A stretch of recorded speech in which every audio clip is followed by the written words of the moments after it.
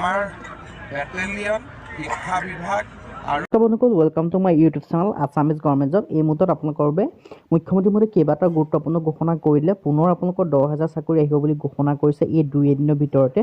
কেতিয়া আপোনালোকৰ চাকৰিসমূহ আহিব, লগতে কি বিভাগত চাকৰিসমূহ মুকলি হ'ব, সকলোখিনি কথা মুখ্যমন্ত্ৰী মহোদয়ে ঘোষণা কৰিছে। কি ঘোষণা কৰিছে মই আপোনালোকক দেখাই দিম। মুখ্যমন্ত্ৰী মহোদয়ে দেখুৱাৰ আগতে আপোনালোকক ক'ব বিচাৰিছে যে আপোনালোকে যদি চেনেলটো নতুনকৈ আহিছে তেন্তে চেনেলটো ছাবস্ক্ৰাইব কৰি দিব, লগতে ভিডিঅ'টো লাইক কৰি দিব, লগতে ভিডিঅ'টো বন্ধু বান্ধৱীৰ মাজত শ্বেয়াৰ কৰি দিব, যাতে সকলো বন্ধু বান্ধৱীয়ে এই জবৰ আপডেটসমূহ গম পাই থাকে। মুখ্যমন্ত্ৰী মহোদয়ে ঘোষণা কৰিছে যে পুনৰ আপোনালোকৰ 10,000 চাকৰি মুকলি হ'ব 2 দিনৰ ভিতৰতে।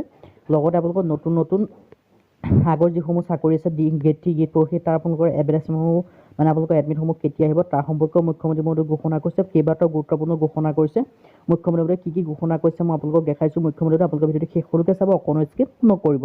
আহক কাৰ্য্য ভিডিঅ'টো আৰম্ভ কৰোঁ। মুখ্যমন্ত্ৰীয়ে কি ঘোষণা কৰিছে মই আপোনালোকক দেখাইছোঁ, ভিডিঅ'টো চাই লওক।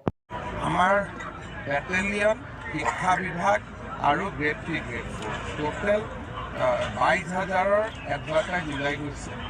বিটি আৰু 2 দিনতে 1200 LP স্কুল শিক্ষকৰ নিযুক্তিৰ এডভাৰটাইজ ওলাব। অসমতো আৰু 10,000 ওলাব। তাৰমানে টোটেল মিলি নতুন বছৰৰ পৰা আৰম্ভ হোৱা বছৰটো আৰু 35,000মান অসমৰ ডেকা ল'ৰাই চাকৰি পায়। এই 2 দিনতে কেবিনেটত এখন আমাৰ ইয়াতে প্ৰধানমন্ত্ৰী গৈ পাৰিলে নগাঁও সমষ্টিত এইকাৰণে মানে পৃথিৱীত থাকিবই নোখোজে। ৰাহুল আমি পালে মানে যলৈকে যাব খোজে। ইমান দূৰতকে এই বিজনেছ চিন্তা কৰচোন বাবা। হয়, কোন পেপাৰে ৰাখিছে জানো? বাপৰে, ND24 বিচাৰি পাইছে লগা হেনচেক খাৰ্গে চিন্তা কৰি আছে।